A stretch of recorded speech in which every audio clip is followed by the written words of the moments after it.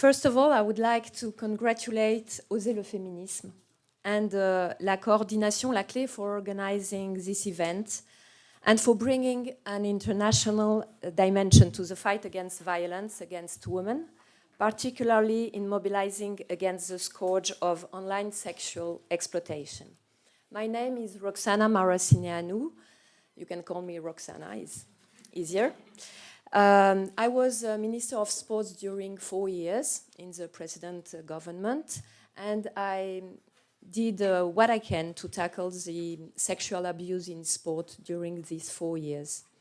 Now I'm at the head of MIPROF. I've been leading MIPROF since 2023. This is an interministerial mission responsible for promoting a shared culture of women's protection, essentially through training tools and training sessions, also by publishing data on violence against women and human trafficking, and also by coordinating public policies to combat all forms of exploitation. I am honored to have been invited here to speak at this opening, as MIPROF's missions are rooted in European and international legal frameworks that establish fundamental principles. The protection of women and girls, the respect of human dignity, and equal access to rights for all. I want this core text to be systematically referenced in the tools we develop, in every intervention and in each training session our mission delivers, because they give us strength. The Istanbul Convention is a foundational text. It says that violence against women is a persistent manifestation of structural oppression rooted in historically unequal power dynamics between men and women. But hearing to you, Mrs. Pick, we really understand that now, especially with online transaction, it becomes real terrorism against women. And as you told, this is a shared competence in France. The department is responsible for protection of minors. Cities are responsible also for equality between men and women, but this equality will never be able to achieve without tackle the violence made to women. And the state, I think, it's really responsible for violence made to women and this kind of terrorism that we can no longer let be like this. The new directive on gender-based violence adopted on May 14 marks a fundamental step forward since the Istanbul Convention. For the first time, it provides EU member states with a common framework to combat all forms of gender-based violence, including domestic violence. It significantly strengthens member states' commitment to tackling cyber violences.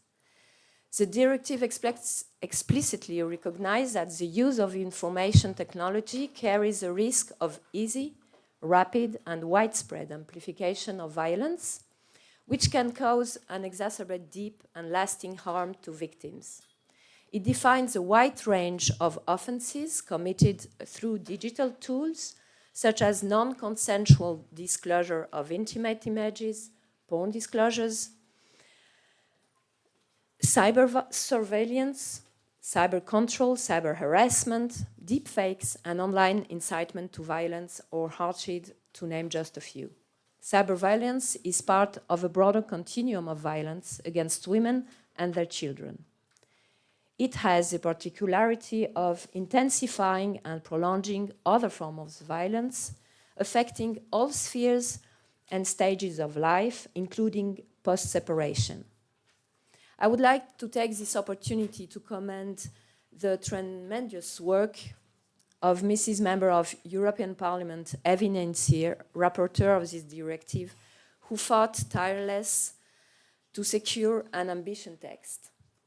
While we would certainly have liked to go even further, on some aspects, we must acknowledge the significant progress this represents for women's rights within the European Union.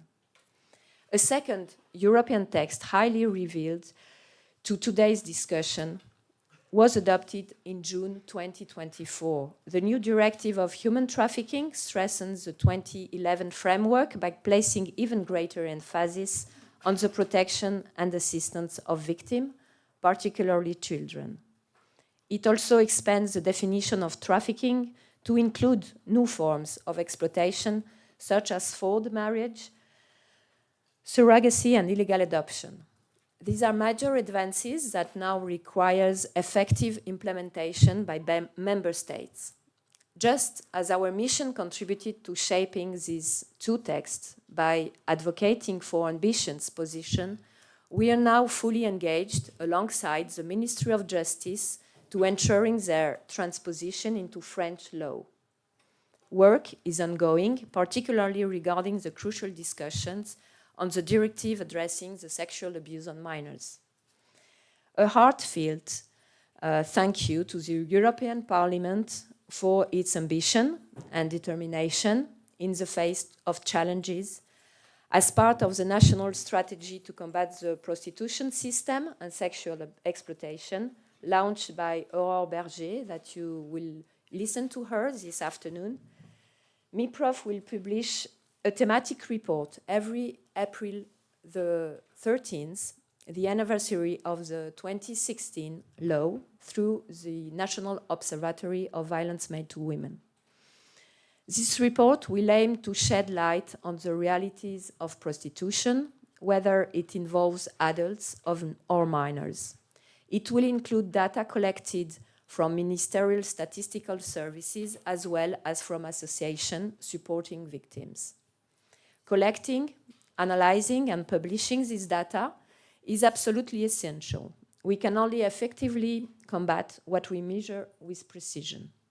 This is the foundation of public policy, a shared observation based on indisputable data.